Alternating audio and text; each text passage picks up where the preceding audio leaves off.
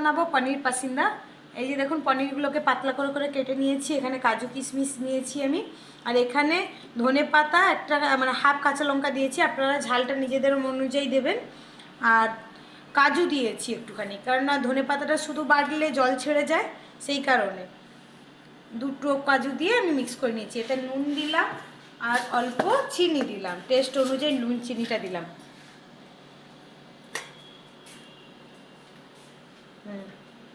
আর এখানে ময়দাটা নিয়েছি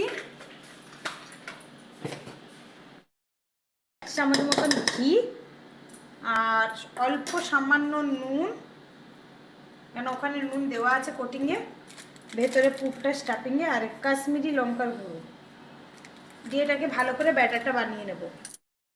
এটা গরম বসিয়ে দিয়েছি।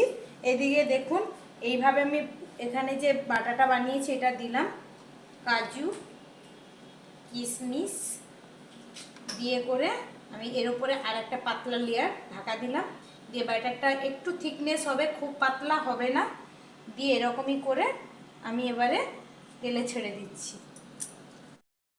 ভাজা হয়ে গেছে আমার, আমি তুলে নিচ্ছি। বাচ্চারা যেহেতু পনির খেতে চায় না, আপনারা প্লিজ খাওয়ান, খুব ভালো হয়।